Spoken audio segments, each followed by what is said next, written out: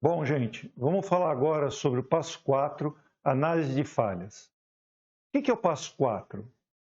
O passo 4 nos ajuda a identificar os modos, efeitos e causas da falha e mostrar o relacionamento que existe entre eles para permitir a avaliação de risco. Isso nos leva à definição da cadeia de falha. O que é a cadeia de falha? A cadeia de falha se origina pelo modo de falha. O modo de falha é o que a gente chama normalmente de elemento foco. Então, se o modo de falha aparecer, ele vai gerar um efeito. Então, o que acontece se o modo de falha aparece?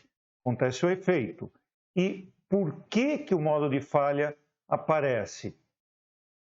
Isso identifica as nossas causas. Então, o que a gente chama de cadeia de falha é a relação entre modo de falha, efeito e causa.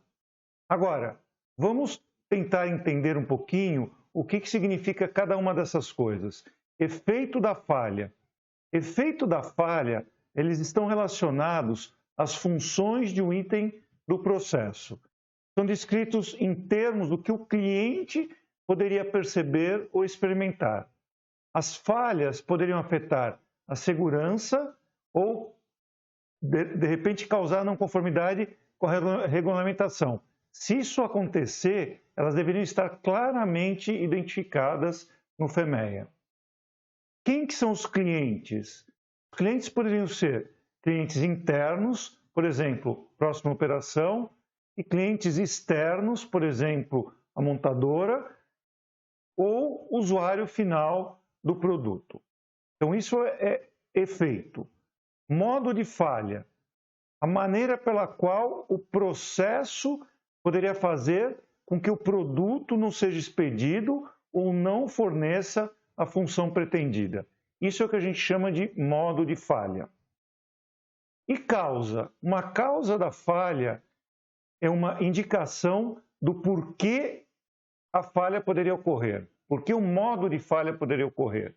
A consequência de uma causa é o modo de falha. A causa deveria ser listada de forma mais concisa e completa possível.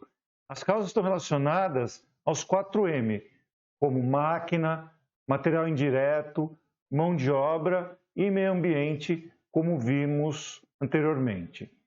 Então, lembre-se, cadeia de falha é a relação que existe entre modo de falha, que gera um efeito e que ele é provocado por uma causa.